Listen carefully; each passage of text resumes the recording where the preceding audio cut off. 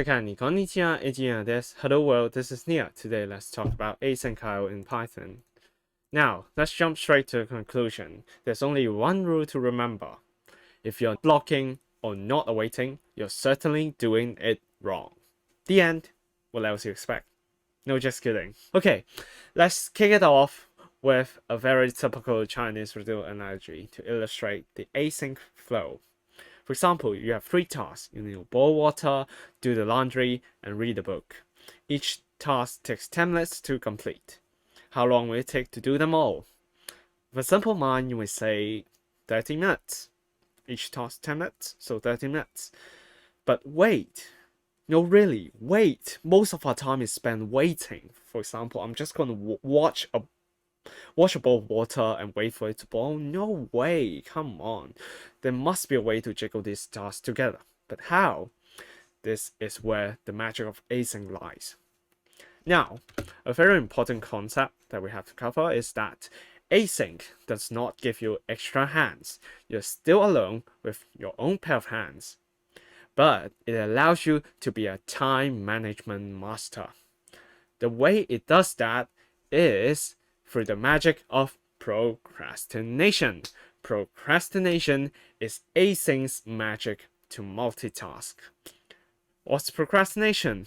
If you're not in the mood of being occupied, okay, give it up and do something else and come back to it later. The act of temporarily giving up a task and going back to it later. The act is called yielding control. Now, how do we ask our program to procrastinate? Here comes the magic word, await. It actually comes from the yield from keyword. Despite its name, await does more than just waiting. It allows you to work a bit and temporarily give up the task and come back to it later. Remember, this is async's magic. This is how async allows you to jiggle between tasks. I would like to give it another better name, that is work and slack. Basically, you work a bit and slack off and do something else and come back to it later. Await also has a side effect.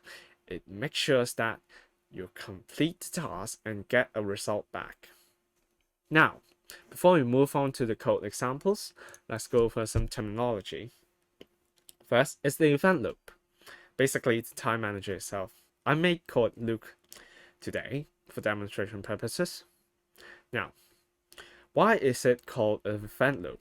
Because you're basically managing events or tasks in the loop. You're just jumping around in the loop. That's why it's called an event loop.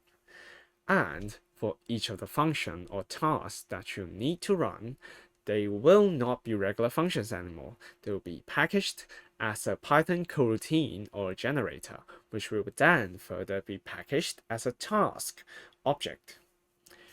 Now, let's start coding. With our Chinese analogy, let's start coding. This might seem like a lot, but the easiest thing you can do is just import the async IO library. Next, for each of the tasks you need to work on, define it using async define. This will make it no longer a regular function. This will make it a coroutine, a generator. So this will no longer be a regular function that can be run normally. Just like you can't manage tasks with a human. Without a human, you can't work on the task. Within the task, go look for something that you can work a bit and slack off. For example, I can await on water is boiled. You can await an awaitable or another task, but basically find somewhere that you can slack off. And do the procrastination magic. For example, if I'm awaiting water is boiled, I'm actually checking a bit on if the water is boiled and slack off and do something else in the meantime. But if you have nothing to do. With nothing to do, the best thing that you can do is just sleep. Just like in real life, just sleep. And you can also await on asyncio.sleep. By sleeping, you're basically doing nothing, but with the work and slack logic. So you work to sleep, and then you slack off to do something else. So you sleep 0 seconds, and then you slack off and do something else. This is basically the same as just jumping to another task. And next, await allows you to work on it, wait for its completion, and get a result back. So you can actually get a result back from a task. Finally, when you have all your tasks laid down, what we usually do is we wrap it in a big task. And within the big task, we have a human. You can write your tasks to a to-do list in which you run over by using the asyncio create task function. When you have a human, you can queue your task with the create task function. This will schedule its execution as soon as possible. As soon as you start slacking off, it will start taking things off the to-do list. Now, asyncio create task also creates a task reference that you can come back to it later, that you can reference it later, and it also allows you to cancel it.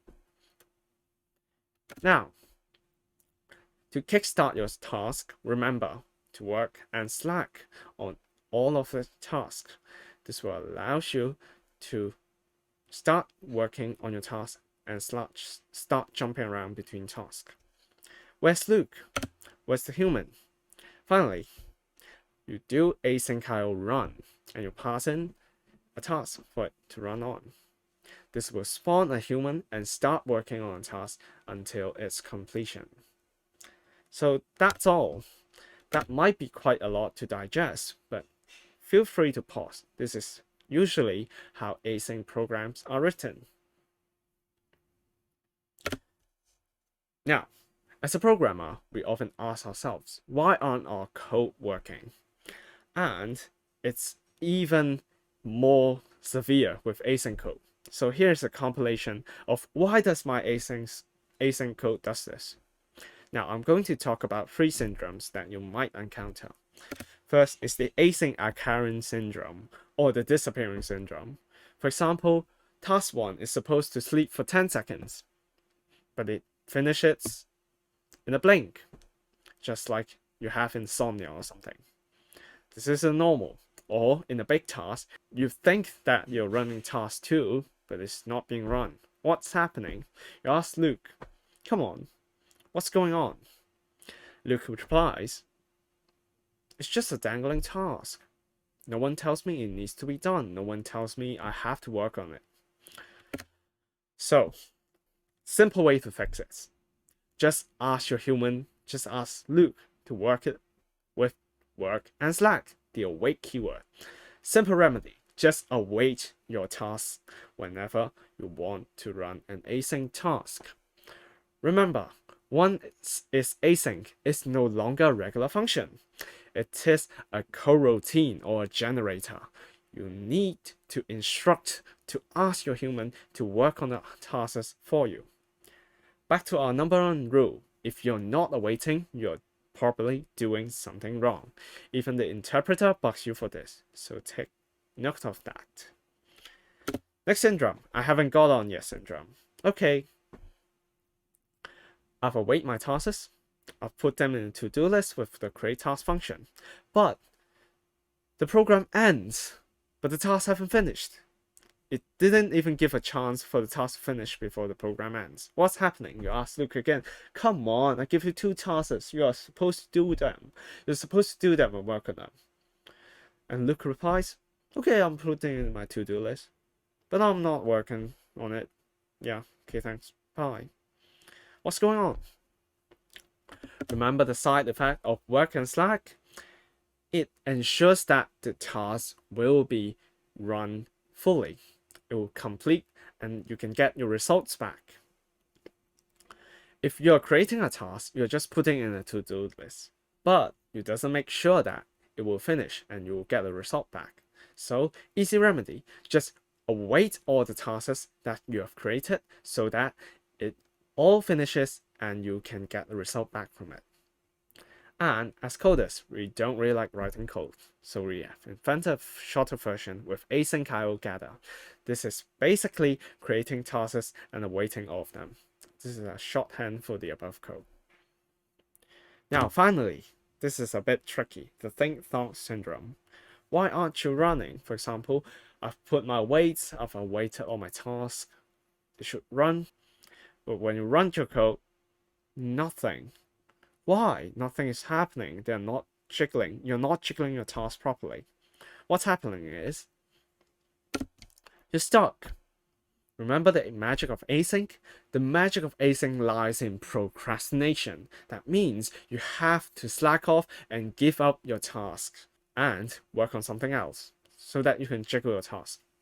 If you're too determined on something and you're not willing to give up your task, then you're going nowhere and you'll be stuck. For example, the input function is a blocking function. It means that it won't proceed until something has happened, like getting user input. Then it blocks. You're too determined on getting a user input that you aren't jumping and you aren't giving up. Now, how do we solve this? You have to cheat a bit in this case. Go get a helper for you. Thread to the rescue.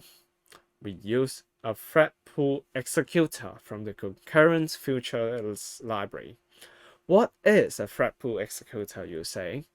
It's basically a list of contacts or a list of helpers, a pool of helpers that you can call to work on something else for you separately so that you can go jump around. And whenever you're trying to call a blocking function or whenever you're trying to do something that needs determination, you first spawn a group of helpers with the thread pool executor constructor. For example, in this case, I'm going to spawn just one helper. And when you want to run a blocking function, you first ask Luke to come here. Hey Luke, come. Go find a friend in your helper's contact and work this function. First, you get Luke, and you do that by running asyncio get running Luke. And then you ask Luke to ask one of his helpers in his contacts to do the blocking function for you by using run in executor. This way, when you've passed the blocking work to another helper or an executor, you are free to jump around and slack off and do something else. Or, actually an easier solution, this is Python, batteries are included. If you have a problem, there's almost always a library for it. Just use an async compatible library that doesn't block. So that's the end of this session. Actually, there's a lot more on async to discover, but this should cover the basics.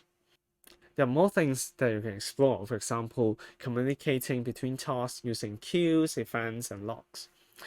That might be covered in the next session, but for the curiosity minds, you can go read the standard library documentation for more. That's it. I'm going to go slack off now, so don't await me. Thank you.